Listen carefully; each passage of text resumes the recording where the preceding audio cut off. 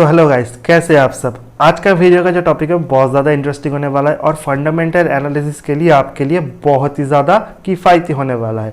आज का वीडियो का जो टॉपिक है वो एक सिंगल टॉपिक नहीं है। आज के वीडियो में बहुत सारे चीज़ों के बारे में डिटेल्स में डिस्कस करेंगे। आज के वीडियो का जो मेन टॉपिक है वो है PE ratio, PV ratio, ROE, ROCE, dividend yield, EPS. देखिए, अगर किसी स्टॉक को फंडामेंटली आपको जज करना है कि वो स्टॉक आपके लिए कितना बढ़िया है, तो ये सारे पैरामीटर्स पे आप सारे स्टॉक को जज कर सकते हो। इस वीडियो में डिटेल्स डिस्कशन किया गया है इन सारी चीज़ों के बारे में, कैसे आप कैलकुलेट कर सकते हो और कैसे आप अपने लिए एक बेस्ट इन्वेस्टमेंट स्टॉक चूज़ कर सकते हो। वीडियो को स्टार्ट करने से पहले मैं एक चीज़ क्लियर कर देना चाहता हूँ कि पी रेशियो 10 के बिलो है या 10 के आसपास है तो स्टॉक बढ़िया है, और 30 के ऊपर है तो स्टॉक एक्सपेंसिव है। लेकिन आज के टाइम हर वक्त ये चीज़ ठीक नहीं है। सपोज किसी स्टॉक का पी रेशियो 10 है, इसका मतलब ये नहीं कि वो स्टॉक आपके लिए बहुत अच्छा है फॉर इन्वेस्टमेंट। सिर्फ पी रेशियो देख के आप किसी स्टॉक के बारे में जजमेंटल नहीं हो सकते हो, आपके और सारे पैरामीटर्स को भी जज करना पड़ेगा। शायद कंपनी बढ़िया है लेकिन उसका परफॉर्मेंस उतना बढ़िया नहीं है। एट द सेम टाइम अगर किसी स्टॉक का पी रेशियो 50-60 या ऑलमोस्ट 80 के ऊपर भी है तो इसका मतलब ये नहीं कि स्टॉक ओवर बॉट है या स्टॉक एक्सपेंसिव है, ओवर बॉट है, लेकिन ये नहीं है कि स्टॉक फ्यूचर में नहीं बढ़ेगा और ये प्राइस आपके लिए अट्रैक्टिव नहीं है। देखिए, कभी कभी ये भी होता है कि स्टॉक बहुत ही फेमस है, उसका परफॉर्मेंस बहुत ही अच्छा है और बहुत अट्रैक्टिव है फॉर फंड्स, तो फंड उस स्टॉक को हर गिरावट में बाई करते हैं और उसका प्राइस मूव होता ही जाता है और आपको उसमें एंटर करने का मौका नहीं मिलता। फॉर एग्जांपल एसबीआई का भी पी रेशियो है 10। एसबीआई बहुत ही बढ़िया स्टॉक है, उसका परफॉर्मेंस बहुत ही ज़्यादा अच्छा है, लेकिन एसबीआई बढ़ता नहीं उस तरह से। आप टीवी में देखोगे या किसी भी एनालिसिस से पूछोगे तो कोई आपको ये नहीं बोलेगा कि एसबीआई मत लो, सभी बोलेंगे एसबीआई का वैल्यूएशन बहुत अच्छा है। On the same time axis bank का पी रेशियो 99, जो कि बहुत एक्सपेंसिव है, बहुत ही ओवरबॉट है।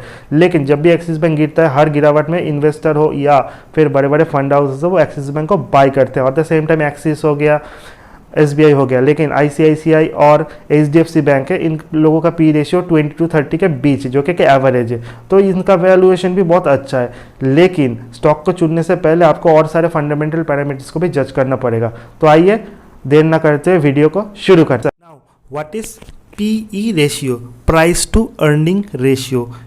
प्राइस टू अर्निंग रेशियो बहुत ही इंपॉर्टेंट चीज़ है।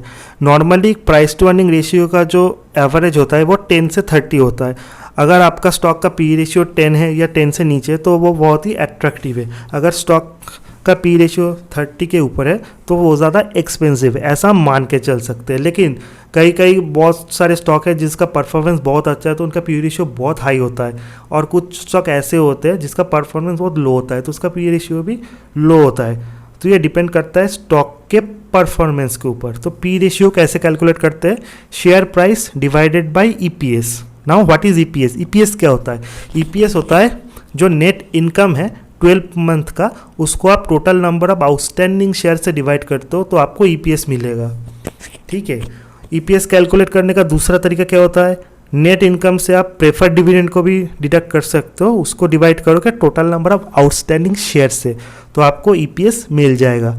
Now total number of outstanding share होता क्या है? Total number of outstanding share का मतलब होता है कि टोटल आपका जो मार्केट कैपिटलाइजेशन है एक स्टॉक का, उसको आप करंट प्राइस से डिवाइड करो। मतलब एक स्टॉक का जो टोटल कैपिटल है उसको आप करंट शेयर प्राइस से अगर डिवाइड करोगे तो आपको नंबर ऑफ आउटस्टैंडिंग शेयर मिल जाएगा। नेक्स्ट आते हैं PB ratio. PB ratio P ratio की तरह एक बहुत ही इंपॉर्टेंट चीज़ है। अब पीबी रेशियो को कैलकुलेट हम कैसे कर सकते हैं? इसके लिए आपको मार्केट प्राइस पर शेयर से बुक वैल्यू पर शेयर को डिवाइड करोगे तो आपको पीवी रेशियो मिलेगा। पीवी रेशियो का फुल फॉर्म होता है प्राइस टू बुक रेशियो। अब बुक वैल्यू कैसे कैलकुलेट करें? बुक वैल्यू कैलकुलेट करने के लिए आपको एक कंपनी का जो टोटल ट्रांजेबल एसेट्स है, like cash in hand, land हो गया, उससे आप लायबिलिटी को डिडक्ट करो, लाइक बैंक लोन। ठीक है, तो आपको बुक वैल्यू मिलेगा। अब बुक वैल्यू पर स्टॉक की ऐसे ही कैलकुलेट करें, इसके लिए आपको क्या करना पड़ेगा? बुक वैल्यू को total number of outstanding stock से डिवाइड करना पड़ेगा। ठीक है, तो अगर स्टॉक प्राइस बहुत ज़्यादा है बुक वैल्यू से तो इसका मतलब है स्टॉक का परफॉर्मेंस अच्छा है। ठीक है, लेकिन अगर स्टॉक का प्राइस बुक वैल्यू से भी नीचे है तो उसका मतलब है ये स्टॉक का परफॉर्मेंस बिल्कुल अच्छा नहीं है। तो एक स्टॉक जो बुक वैल्यू से बहुत ऊपर है, इसका मतलब वो स्टॉक अच्छा है, ऐसा आप सोच सकते हो। ठीक है, और ये शेयर होल्डर के लिए बहुत सेफ है, क्योंकि अगर कंपनी इंसॉल्वेंट हो गया, बैंकरप्ट हो गया, कंपनी का दिवाला निकल गया, तो भी शेयर होल्डर को स्टॉक के प्राइस मिल जाएगा, क्योंकि कंपनी का बुक वैल्यू जो है उससे करंट प्राइस बहुत ज़्यादा है। ठीक है, नाउ आउटस्टैंडिंग स्टॉक के बारे में एक और इम्पॉर्टेंट चीज़ है, जो कि number of stock currently held by the it's number of share holder. Outstanding stock का क्या मतलब होता है कि एक कंपनी में अभी जितने शेयर होल्डर है और जो शेयर होल्डर उन स्टॉक को होल्ड कर रहे हैं, ठीक है, उनका टोटल नंबर ही होता है आउटस्टैंडिंग स्टॉक। नाउ एक बहुत इंपॉर्टेंट चीज़ है जो डिविडेंड यील्ड क्या होता है। डिविडेंड यील्ड क्या होता है कि डिविडेंड यील्ड का मतलब होता है टोटल एनुअल डिविडेंड को अगर आप स्टॉक प्राइस से डिवाइड करो, एक साल में एक कंपनी कितना डिविडेंड देता है उसको आप स्टॉक प्राइस से डिवाइड करोगे तो डिविडेंड यील्ड मिलेगा। ठीक है, अगर एक कंपनी का डिविडेंड यील्ड बहुत अच्छा है, इसका मतलब वो अपना जो प्रॉफिट है उसका मैक्सिमम डिविडेंड के थ्रू डिस्ट्रीब्यूट कर रहा है, और कंपनी का बहुत ही कम जो कंपनी का इम्प्रूवमेंट के लिए बहुत कम पैसा वो यूज़ कर रही है, इसका मतलब वो कंपनी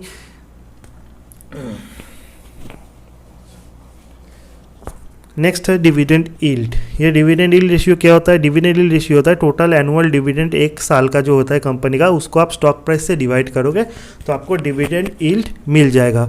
नाउ इंपॉर्टेंट फैक्टर ये है कि डिविडेंड यील्ड जो होता है वो not too much not too little. Too much dividend indicate that the company not using his profit for growth. अगर एक कंपनी आपका प्रॉफिट का बहुत ज़्यादा हिस्सा डिविडेंड में दे रहा है, इसका मतलब है ग्रोथ के लिए बहुत कम खर्चा कर रहा है, तो ये कंपनी के लिए अच्छा नहीं होगा। एक अच्छा कंपनी वही होता है जो प्रॉफिट भी करता है, डिविडेंड भी देता है, और प्रॉफिट का एक परसेंटेज है जो ग्रोथ के लिए भी लगाता है। नाउ सेकेंड आता है ROE। ठीक है, ROE क्या होता है? Return on equity. जो एक कंपनी का नेट इनकम होता है, जो नेट प्रॉफिट होता है, उसको आप शेयर होल्डिंग इक्विटी से डिवाइड करोगे, मतलब शेयर होल्डर के पास जितने भी स्टॉक है उससे आप डिवाइड करोगे, टोटल आपको ROE मिल जाएगा। ठीक है, फॉर एग्जांपल एक कंपनी के पास 100 करोड़ का बिजनेस है, ठीक है, जिसमें now what is ROE? Return on equity. Return on equity क्या होता है? रिटर्न ऑन इक्विटी होता है अगर नेट इनकम को आप शेयर होल्डर इक्विटी से डिवाइड करोगे तो आपको ROE मिल जाएगा। फॉर एग्जांपल एक कंपनी के पास 1000 करोड़ का बिजनेस है, उसमें से 500 करोड़ जो है इक्विटी के थ्रू है और 500 करोड़ कंपनी ने कर्ज ले रखा है। अब उस कर्ज पे 10% उसको इंटरेस्ट भी देना पड़ता है। तो एक मान लो अगर किसी फाइनेंशियल ईयर में कंपनी को 200 करोड़ का प्रॉफिट हुआ, तो उस प्रॉफिट में 10% यानी कि 50 करोड़ उसको देना पड़ेगा एज ए इंटरेस्ट, तो उसका नेट प्रॉफिट हो गया 150 करोड़। अब ये जो 150 करोड़ है ये after deducting interest and tax है, तो ये नेट प्रॉफिट है। ठीक है, तो इसी नेट प्रॉफिट को अगर आप शेयर होल्डर इक्विटी डिवाइड करोगे तो आपको ROE मिलेगा। अब ROC क्या होता है? ROC होता है earning before interest and tax. Okay, earning before of interest and tax को अगर टोटल कैपिटल एम्प्लॉयड से आप डिवाइड करोगे तो आपको ROC मिलेगा। टोटल कैपिटल एम्प्लॉयड क्या होता है? Equity plus depth. तो एग्जांपल वही है। ठीक है, earning before income of tax क्या होता है पिछले कंपनी का, उसको आप टोटल कैपिटल एम्प्लॉयड से डिवाइड करो। टोटल कैपिटल एम्प्लॉयड क्या है? 500 crore for equity, 500 crore for depth, तो टोटल हो गया 1000 करोड़। ठीक है, नाउ एक और वर्ड आपने सुना होगा, free float market capitalization. Free float market capitalization ये होता है कि एक कंपनी का जो जितना मार्केट कैपिटल है उसमें से प्रोमोटर होल्डिंग को आप निकाल दे तो वो जो बचता है उसको आप फ्री फ्लोट मार्केट कैप आप बोल सकते हो।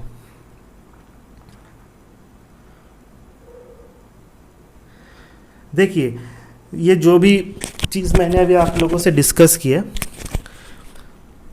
ये सिर्फ फंडामेंटल नॉलेज के लिए बहुत ही इंपॉर्टेंट है, लेकिन ये कैलकुलेट करना आपको ज़रूरी नहीं है, क्योंकि आज के टाइम में बहुत सारे वेबसाइट है जहाँ पे ये सब इंफॉर्मेशन आपको एग्जैक्टली फ्री ऑफ कॉस्ट मिल जाएगा।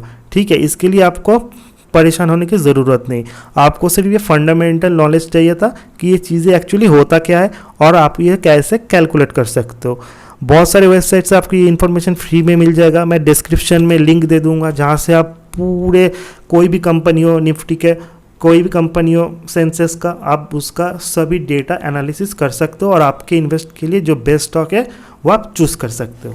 Hello guys, welcome back. I hope at the end of the video आपके सारे डाउट्स क्लियर हो चुके हैं कि P ratio, EPS, PV ratio, ROE, ROC, dividend yield, ये सभी चीज़ें क्या होता है और कैसे आप इन सारी चीज़ों को कैलकुलेट कर सकते हो। देखिए, आज के टाइम में सभी चीज़ों को आपको कैलकुलेट करने की ज़रूरत नहीं है। आप किसी भी वेबसाइट पे जाके किसी भी स्टॉक का पी रेशियो हो गया, आरओई, आरओसी आप देख। डिस्क्रिप्शन में एक मैंने लिंक दिया हुआ है जहाँ पे एक वेबसाइट का नाम मैंने मेंशन किया है, वहाँ पे जाके आप सारी चीज़ों को बहुत ही ईजी तरह से देख सकते हो। आई होप आपको ये वीडियो बहुत ज़्यादा अच्छा लगा होगा। मिलते हैं अगले नेक्स्ट वीडियो में, तब तक के लिए गुड बाय।